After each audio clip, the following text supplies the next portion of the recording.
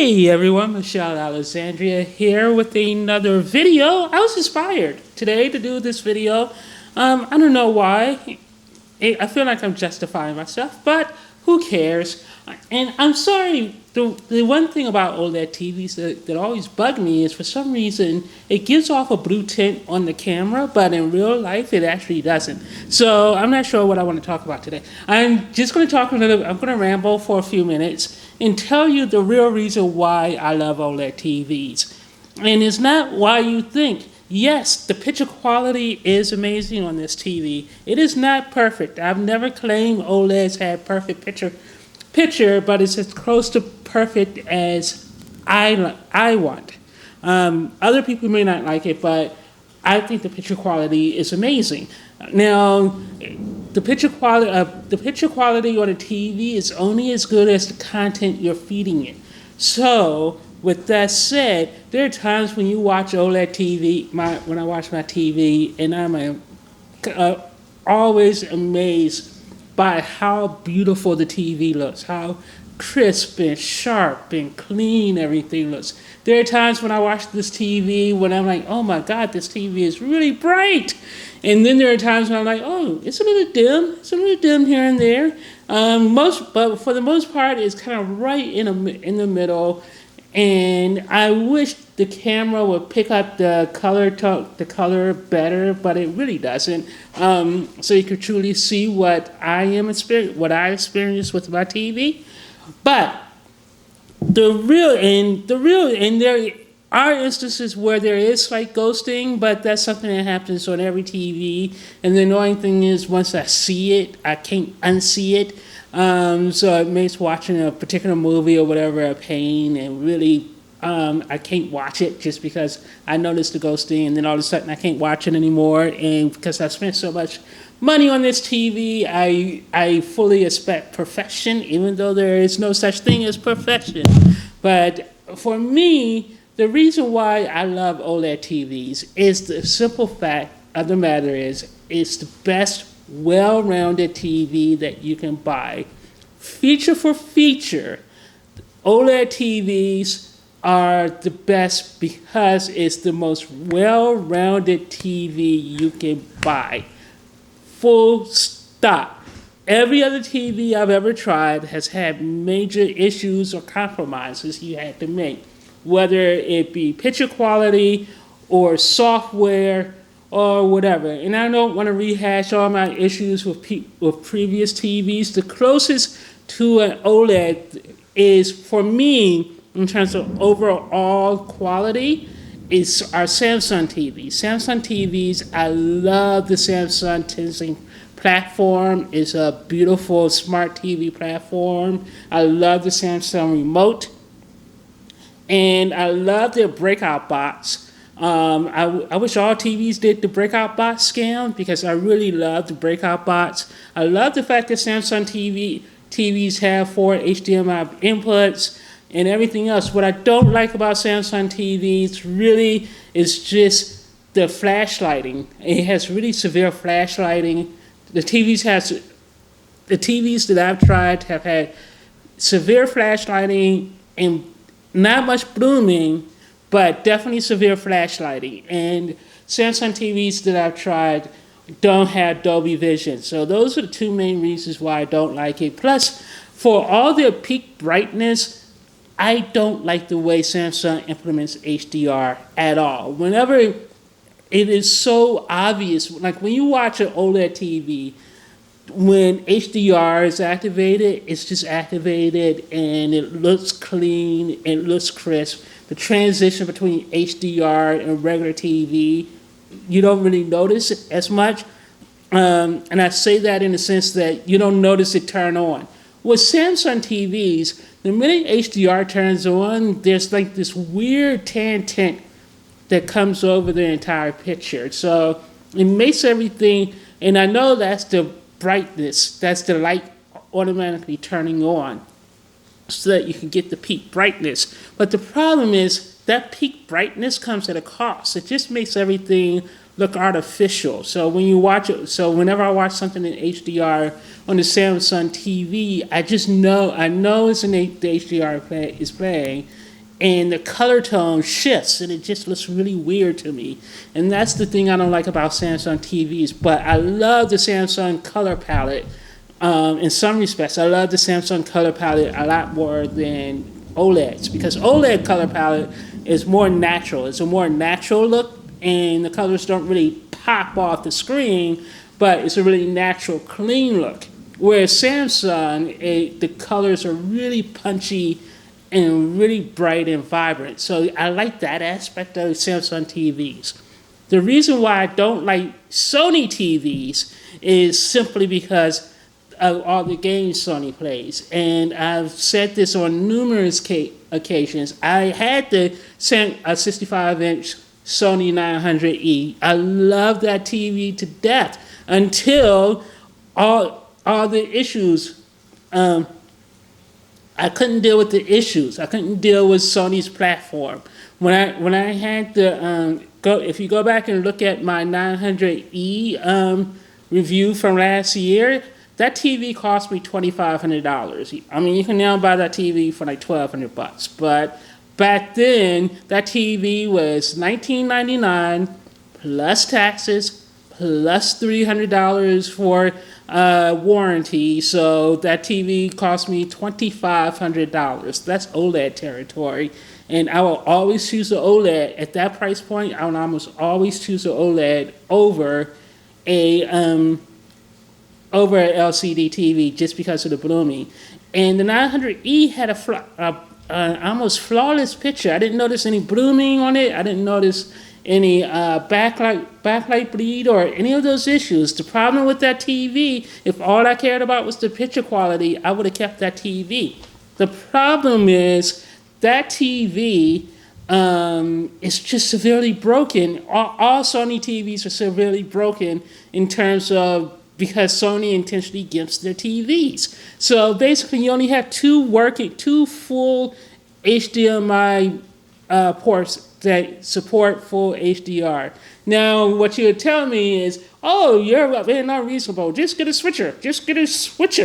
And HDMI, I've tried 8 different HDMI switchers, and none of them work particularly well. I would rather have 4 proper ports and plug all my stuff directly into my TV and keep it moving. I hate dealing with the HDMI switchers and HDMI splitters because they just don't work well.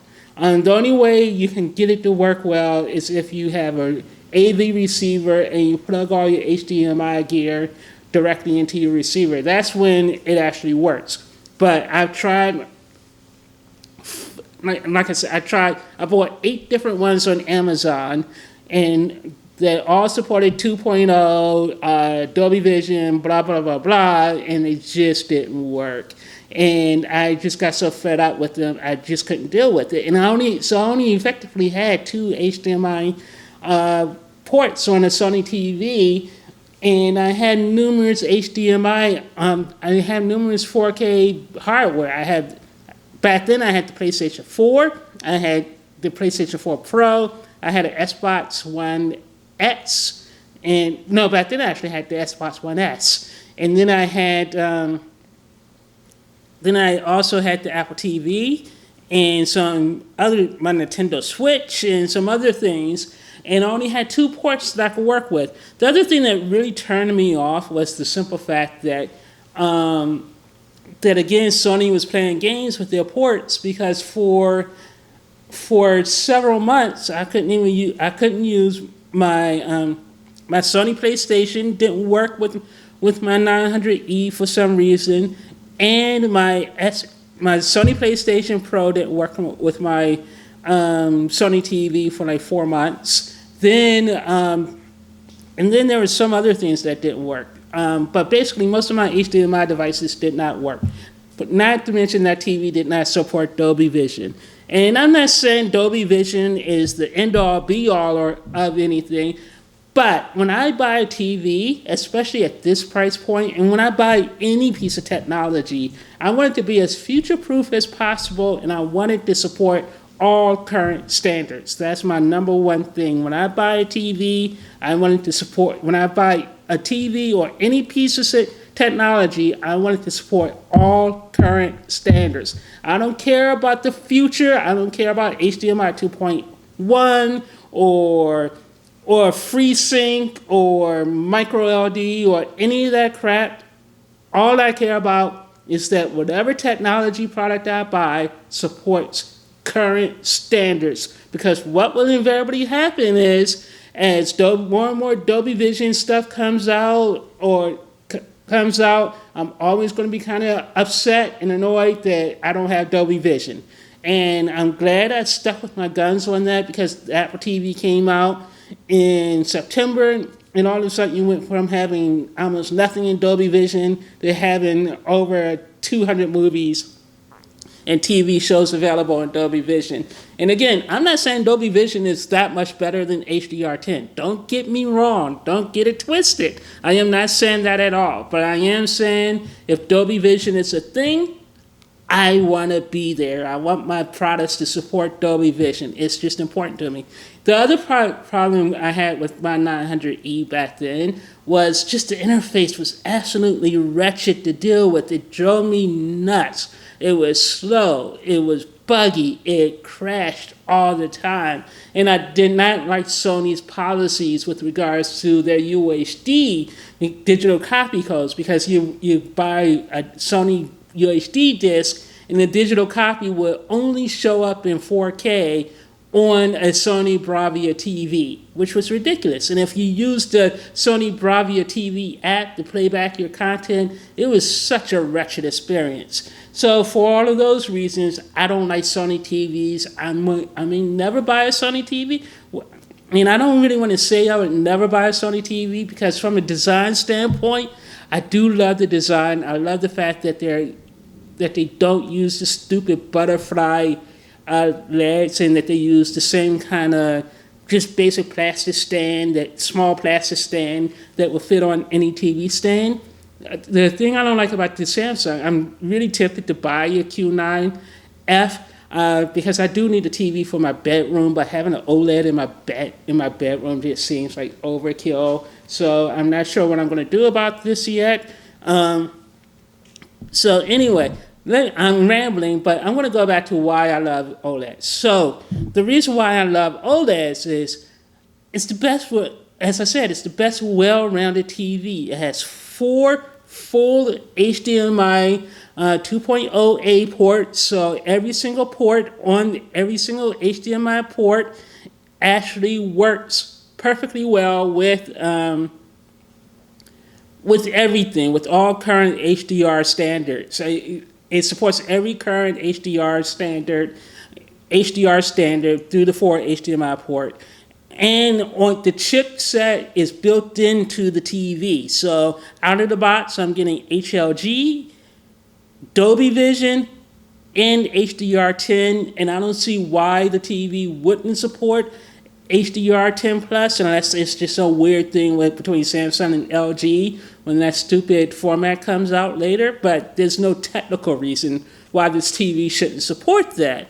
So I love that aspect of it. I love the fact that unlike Sony, I don't have to wait for some indeterminate amount of time for Dolby Vision. That drives me nuts when companies actually promote a feature and they do not actually have it available at the time you buy it, and then you have to rely on the good graces of the company to eventually, release it whenever the hell they feel like. And I'm like, no, that's unacceptable. I'm buying an $1,800 TV that claims to support Dolby Vision, and you expect me to wait for it, and then you don't even deliver it for a year, and then when they do deliver it, it's so gimped and messed up, they might as well not even bothered.